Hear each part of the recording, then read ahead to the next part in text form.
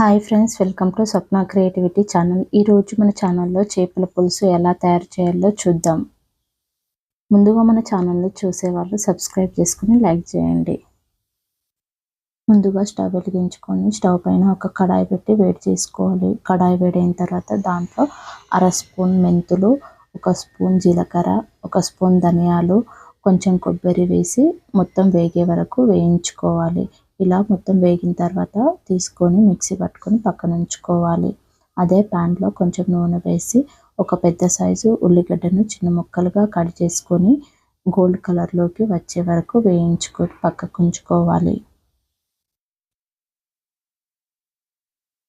వేయించిన ఆనియన్స్ని మిక్సీ జార్లోకి తీసుకొని దాంట్లో 2 స్పూన్ల కారము, 1 spoon Kashmiri red chilli powder, తగినంత సాల్ట్, కొంచెం వాటర్ పోసి కలుపుకొని ఒకసారి మొత్తం పేస్ట్లా చేసుకొని పక్కన ఉంచుకోవాలి.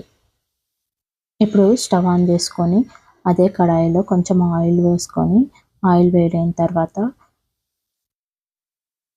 ఇక్కడ చూపించిన మసాలా దినుసులు, కొన్ని వెల్లుల్లి రెబ్బలు చిన్నగా కట్ చేసుకొని వేసుకొని వేగిన తర్వాత దాంట్లో 1 స్పూన్ అల్లం వెల్లుల్లి పేస్ట్ వేసి వేయించాలి.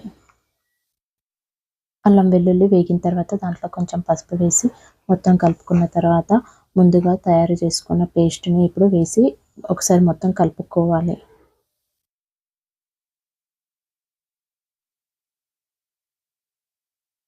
ఇలా కలుపుకున్న తర్వాత ఆయిల్ పైకి వచ్చే వరకు మూత పెట్టుకొని ఒకసారి ఉడికించుకోవాలి. తర్వాత ముందుగా రెడీ చేసుకున్న కొబ్బరి, జీరా, ధనియా పౌడర్ వేసి కలుపుకున్న తర్వాత ఒక మీడియం సైజు నిమ్మకాయ అంత చింతపండును తీసుకొని దాన్ని రసం తీసుకొని 1 కప్పు వేసుకొని ఇలా కలుపుకోవాలి.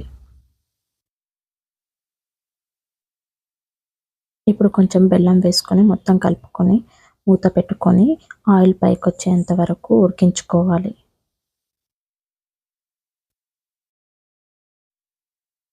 ఇలా ఉడికిన తర్వాత దీంట్లోకి సరిపడా వాటర్ని పోసి కొంచెం కొత్తిమీర వేసి కలుపుకొని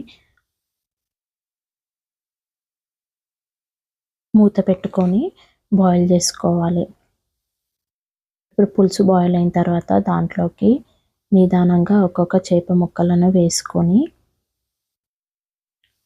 గరిట పెట్టకుండా ఒకసారి ఇలా తిప్పుకొని మూత పెట్టేసి ఒక 10 నిమిషాల పాటు బాయిల్ చేసుకోవాలి. తర్వాత ఒకసారి మూత ఓపెన్ చేసిన తర్వాత మరొకసారి ఇలా కదుపుకొని ఇంకోసారి మూత పెట్టేసుకొని కొంచెం బాయిల్ చేసుకోవాలి. తర్వాత ఫైనల్లీ ఉడికిందో లేదో ఒకసారి చెక్ చేసుకొని పక్కన ఉంచుకోవడమే. Thank you friends. వీడియో నచ్చితే లైక్ చేసి, షేర్ చేసి, సబ్స్క్రైబ్ చేయండి.